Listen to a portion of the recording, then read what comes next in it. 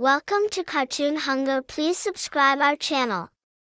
నందన్పూర్ అనే ఊర్లో నలుగురు మిత్రులు ఉండేవారు. పప్పు, ఫిరోజ్, కిషన్, ముబారక్. ఆ నలుగురు చాలా మంచి స్నేహితులు. కలిసి చదువుకోవటం, కూర్చోవటం, లేవటం, ఆడటం, పాడటం. ఆడుతూ ఉండగా ఎన్నోసార్లు వాళ్ళు నందన్పూర్ ఊరు నుంచి కాస్త దూరంగా ఉన్న అడవిలోకి వెళ్ళిపోయేవారు. ఏంట్రా పప్పు ఇది? ముసరాళ్ళలాగా పడకేంటి? ఆడుకోవడానికి రావట్లేదా? లేదురా ఫిరోజ్, నాకు ఒంట్లో బాగోలేదు. భద్రా పాప, ఇవాళ అడవిలో దాగుడు మూతలు ఆడుకుందామని ప్లాన్ వేశాం. అడవిలో వాతావరణం చూసి నీకు ఒంట్లో నయమైపోతుందిలే. లేదురా కిషన్, మీరంతా వెళ్ళండి. పదరా, మరీ అంత పోజ్ కొట్టక్కర్లేదులే, మేము వెళ్ళిపోతున్నాం. ఇక పప్పుని వదిలేసి మిగతా ముగ్గురు మిత్రులు ఆడుతూ ఆడుతూ నందన్పూర్ ఊరు నుంచి అడవిలోకి వెళ్ళిపోయారు.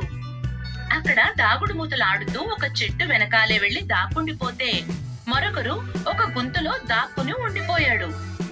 ఇక మూడో వాడి వంతు వచ్చినప్పుడు తను కొండల్లో దాగుండిపోయాడు. ఆడుతూ ఆడుతూ అతని కంట ఒక పుస్తకం పడింది. ఆ పుస్తకం పైన బాగా దుమ్ము పడి ఉంది. ఫిరోజ్ ఆ పుస్తకాన్ని లేపుతూ ఇలా అన్నాడు. ముబారక్, ఒరే ఇంతలా పుస్తకాన్ని తీసుకొని ఈ అడవిలోకి, కొండల్లోకి చదవడానికి ఎవరొచ్చుంటారు? దీనిపైన ఎంత దుమ్ముందో. నాకు మాత్రం ఇది ఎన్నో ఏళ్ల పాత పుస్తకంలో అనిపిస్తుంది. ఇలా చూపించు. ఆహా, దుమ్ము కింద ఎంత అందమైన కవర్ ఉందో. అయితే బుక్ ఇంకా ఎంత బాగుంటుందో కదా. ఒరేయ్, దీనిపైన ఏదో రాసుందిరా. ఈ పుస్తకాన్ని తెరిచే ముందు ఆలోచించుకోండి. ఒకవేళ ఈ బుక్ ని ఒక్కసారి తెరిచారంటే ఆపకుండా ఈ పుస్తకాన్ని పూర్తిగా చదవాల్సిందే. ఒకవేళ చదవగలిగితే మీ కోరికలన్నీ నెరవేరుతాయి. మీరు చదివేటప్పుడు మధ్యలో ఆగితే అప్పుడు జరిగే వాటికి పూర్తిగా మీదే బాధ్యత అవుతుంది. అలాంటిదేం జరుగుతుందంటావు? ఆ కొండ విరిగి పడుతుందా, లేక ఈ భూమి పాతాళంలో కలిసిపోతుందా? ఎవరో కామెడీ రైటర్ రాసినట్టుగా ఉంది. ఇలా ఇవ్వు, నేను చదువుతాను. ఇది ఒకప్పటి మాట. ఆ చక్రవర్తి రాజుగారి సభకి నలుగురు మిత్రులు వద్దామని అనుకున్నారు. వాళ్ళల్లో ఒకడికి ఒంట్లో బాగోలేదు. తను రాలేకపోవటం వల్ల మిగతా ముగ్గురే రావాల్సి వచ్చింది. మిత్రులారా, ఇదేదో మన నలుగురి కథలాగే ఉంది. పప్పుకి ఒంట్లో బాగోలేదు, తను రాలేదు, మనం వచ్చేసాం. నేను ముందే చెప్పాను కదా, ఒకవేళ మీరు ఈ బుక్కుని ఒక్కసారి తెరిచారంటే అప్పుడు ఆగకుండా దీన్ని పూర్తిగా చదవాలి. ఒకవేళ చదివితే అప్పుడు మీరు మీ అన్ని కోరికల్ని నెరవేర్చుకోవచ్చు. కానీ ఒకవేళ మధ్యలో ఆగితే అప్పుడు జరిగేదానికి మీరే పూర్తిగా కారణమవుతారు.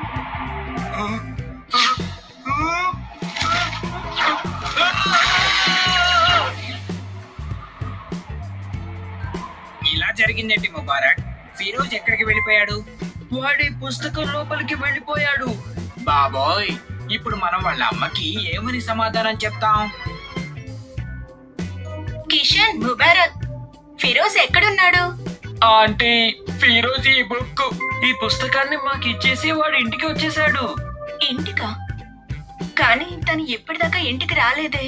చాలా చీకటి పడిపోయింది. మాకు కూడా తెలీదంటీ. బహుశా ఇంకెక్కడికైనా వెళ్ళాడేమో. ఎక్కడికి వెళ్ళుండొచ్చు? తనని ఎక్కడని వెతకను? అదేంటి ముబారక్, నువ్వు అబద్ధం ఎందుకు చెప్పావు? ఫిరోజ్ ఈ బుక్ లోకి... అప్పుడు ఆంటీ మన మాట నమ్మరు. ఎందుకంటే ఆంటీ మనం అబద్ధం చెప్తున్నాం అనుకుంటారు.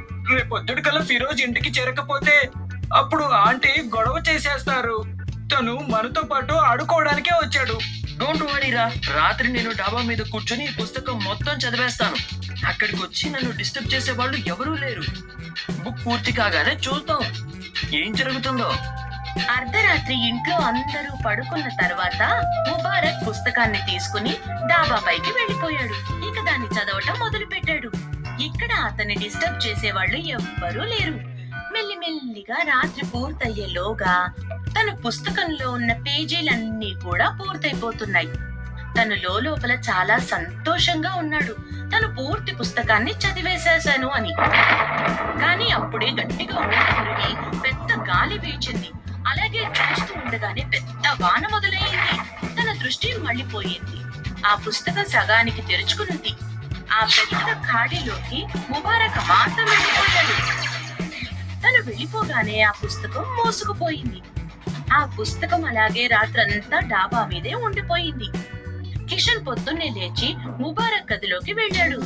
గదిలో తను కనబడకపోయినందువల్ల తను డాబా మీదకి చేరుకోగానే ఆ పుస్తకాన్ని అక్కడ చూసి కన్ఫ్యూజ్ అయ్యాడు. ముబారక్ ముబారక్ ఆంటీ, ముబారక్ ఎక్కడున్నాడు? తెలియదు బాబు. నేనింకా తను మీ ఇంటికే వెళ్ళాడేమో అనుకుంటున్నాను. రాత్రి పెద్ద వాన పడింది. అప్పుడు కూడా తన గదిలో లేడు. నాకు తెలిసి ఈ బుక్ తనని కూడా మింగేసినట్టుంది. ఏంటి, బుక్కు మింగేసిందా? ఇద్దరినీనా? అవునరా. ఒరేయ్, ఇప్పుడు ఏమవుతుంది? వాళ్ళ తల్లిదండ్రుల నుంచి నువ్వు ఈ విషయాన్ని ఎన్నాలని దాచగలవు? నాకు అదే అర్థం కావట్లేదు. మా మమ్మీ బయటికి వెళ్ళారు, సాయంత్రం దాకా రారు. పద, స్టడీ రూమ్ లో కూర్చొని చదువుదాం. ఎవరు డిస్టర్బ్ చేయరు.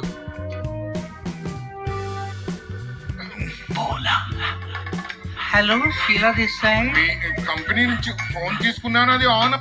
పప్పు పప్పు అదిగో ఆంటీ వచ్చేసారు.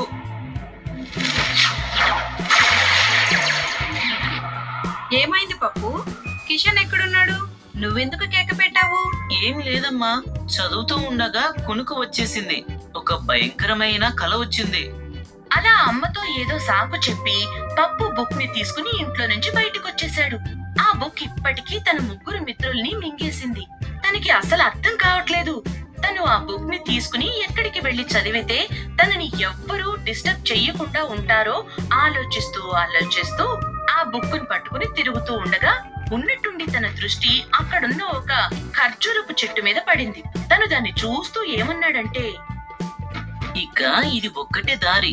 నేను ఈ చెట్టు చివర కూర్చొని ఈ పుస్తకాన్ని చదవగలను. అక్కడ నన్ను ఎవరు డిస్టర్బ్ కూడా చేయరు. ఒకవేళ కింద నుండి ఎవరు ఎంతలా పిలిచినా నేను అస్సలు తిరిగి చూడను.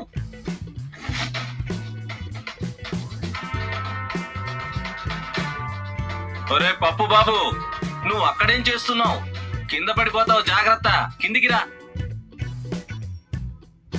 నీకు వినిపించిందా లేదా? ఈ కాల పిల్లలున్నారు చూడు, అసలు ఎవరి మాటలు వినడం లేదు. అయ్యో నాన్న పప్పు, ఇలా కోతిలాగా పైకెక్కి కూర్చున్నావేంటి? కిందకి రా. వస్తున్నావా లేక మీ అమ్మని పిలవమంటావా? పోనీలే, రెండు ఖర్జూర పళ్ళైనా కింద పడే. సంతోషంగా ఉండు. సరే, జాగ్రత్త నాయనా, జాగ్రత్త.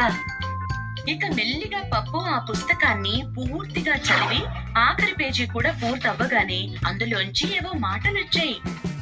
ఆహా పప్పు, పిల్లలంటే నీలా తెలివిగా ఉండాలి. చెప్పు, నీ కోరిక ఏంటి? అన్ని కోరికలు నెరవేరుతాయి.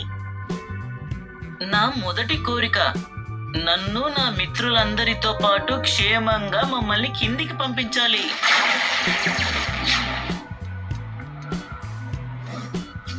ఇంకేం కోరికలున్నాయి నీకు?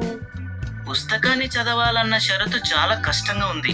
ఎవరు కూడా ఇంత లావు పుస్తకాన్ని ఒక్కసారైనా డిస్టర్బ్ కాకుండా చదవలేరు. అలా అయితే మెల్లమెల్లగా ఈ ప్రపంచం మొత్తం అంతా ఈ పుస్తకంలోకి వెళ్ళిపోతుంది. నా రెండో కోరిక ఏంటంటే ఈ పుస్తకాన్ని శాశ్వతంగా డిస్ట్రాయ్ చేయాలి.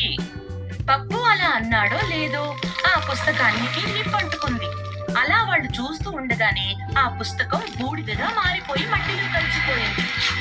మిత్రులందరూ ఆనందంగా ఇంటి వైపు బయలుదేరారు. థ్యాంక్స్ రా పప్పు, నువ్వు మమ్మల్ని కాపాడావు. మమ్మల్నే కాదు, లోకం మొత్తాన్ని కాపాడావు. ఒక్క విషయాన్ని గుర్తు పెట్టుకోండి మిత్రులారా, ఎప్పుడైనా ఎటువంటి పందాన్నైనా ఒప్పుకునే ముందు ఆలోచించాల్సింది ఏంటంటే మనం ఆ పందాన్ని పూర్తి చేయగలుగుతామా లేదా అని. బాగా ఆలోచించకుండా పందెం కాయడం లేదా పందాన్ని ఒప్పుకోవడం ఒక్కసారి మన ప్రాణానికే ప్రమాదంగా మారచ్చు. Thank you for watching. Please subscribe our channel.